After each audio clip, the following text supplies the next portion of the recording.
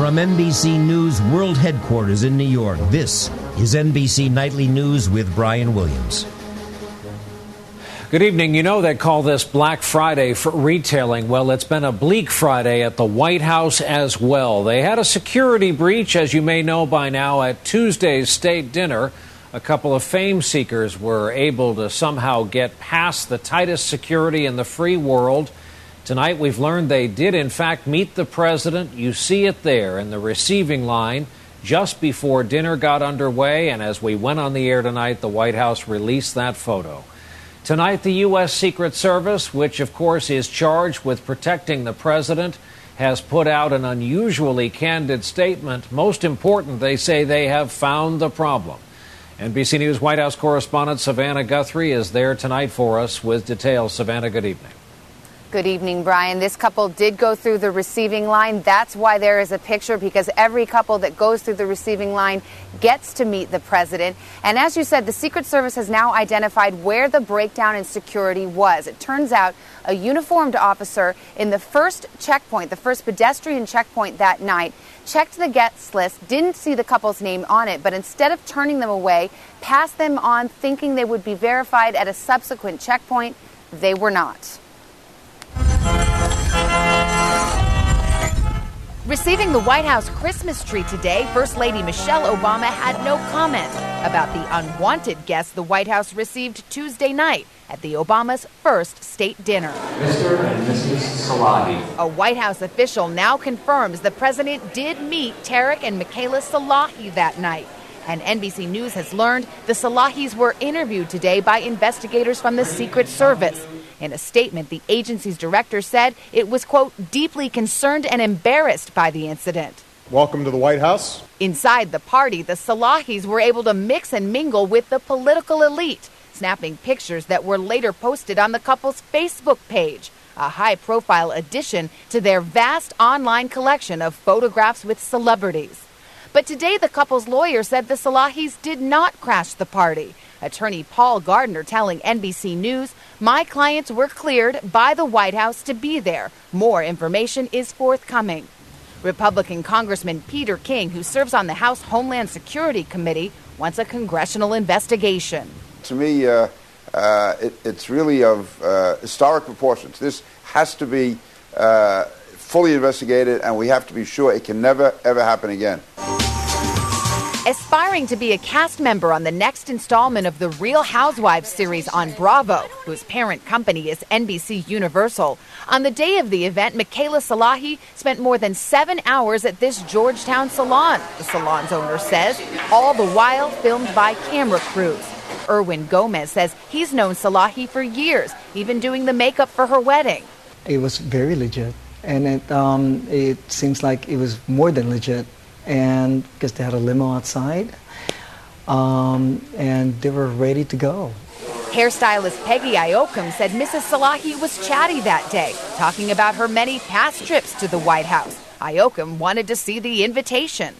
I asked her if she had it, and she told me she did, and she was looking in her bag to go look for it, but conveniently she didn't have it.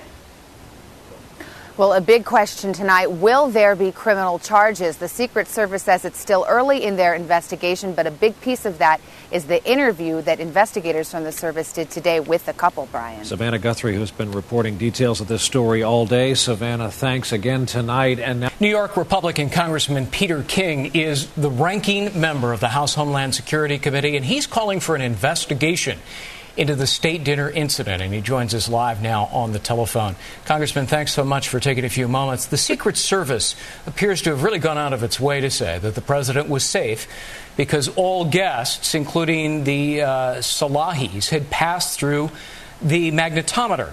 You're on record as saying that's incidental. Why? Yes, first of all, let me say I have a great respect for the Secret Service, but in this case, it's just wrong to say that a magnetometer is going to protect the president. The fact is that if these were trained terrorists, if these were psychopaths that had gotten in, they could have taken any kind of blunt object. They could have taken a fork or a knife off the table. They're martial arts experts. In a matter of seconds, they could have caused severe damage to the president or the vice president. Remember, if a person is crazy enough to attempt something like this, and those have violence in mind, you know, they're going to get 5 or 10 seconds before the Secret Service can get to them. Yes. And that's all it would take. So, no, this is a terrible breach of security. I understand that. I spoke with a national security expert yesterday on the air, and he said that he fears that several fine and distinguished careers will be ruined by this. And, you know, everybody makes mistakes. We're all human, including Secret Service agents. Should people be fired? If that's what it comes to, I'll tell you, my main goal here is not to be pointing fingers, but to find out what happened, how it was allowed to happen, and to make sure it doesn't happen again. For instance, I've been at a number of events at the White House, and as far as I can recall, at every one of those, you go through 2 or 3 checkpoints, and at least at one of those checkpoints, there's a White House staff person there from the social office or someone from the president's staff, and they're there to facilitate. And also, I always felt, as a second line of defense, to recognize someone if they're claiming to be someone they're not. My understanding is that there were not any of these White House civilians at these checkpoints. That's something I think should be insisted on in the future, to make sure that they're there.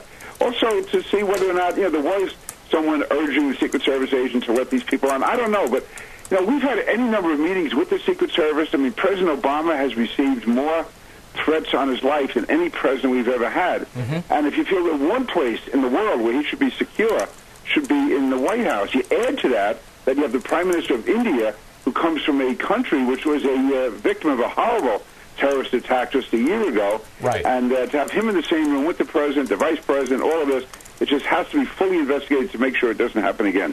If the Salahis lied to federal agents to gain access, that's a felony. Trespass by deception is also a felony. And if the Salahis failed to tell the truth during the investigation, that's obstruction of justice. Those are all 3 very serious crimes. Now, Congressman, if those prove to be the facts, should this couple be prosecuted criminally, if for no other reason than deterrence, to stop other wannabe party crashers from getting close to the president? Well, yeah, it's been a long time since I practiced law, but just speaking as a policymaker, if you will, yes, I believe so. This was such an egregious defiance and such a violation of the nation's security, and the signal it sends, I believe that they should be prosecuted to let people know this is serious. I don't want any other wannabes trying this as the president's going around the country speaking at other events. I think it's important for us to say, this is serious. You violated the sanctity of the White House. You put at risk, or at least made us look bad in the eyes of the world. You had the Prime Minister of, yes, absolutely yes, they should be prosecuted. Right. I believe an example made of them. Congressman, last question. The Secret Service, as you well know, transferred from the Treasury Department to the newly created Homeland Security Department. I believe it was in 2003. Will you be looking into whether that transfer of authority proved in some ways to be, in retrospect, an unwise decision that may have led to lapses and or mismanagement? And do you have any indication of that? No, first of all, we look at everything, but I don't see an indication of that. I know I've heard this charge made, but the fact is, even though Secret Service is part of the Department of Homeland Security, it retained its full autonomy. So in no way does the Secretary of Homeland Security impinge on the operations of the Secret Service. I've seen no evidence of that over the years. Now, if they're going to say that perhaps there's been some budget problems, that maybe we should look at. But as far as the operations, the Secret Service and the Coast Guard are 2 entities that went into the Department of Homeland Security, but as a practical matter are entirely autonomous within the department. All right. Congressman Peter King, thank you very much. Thank you.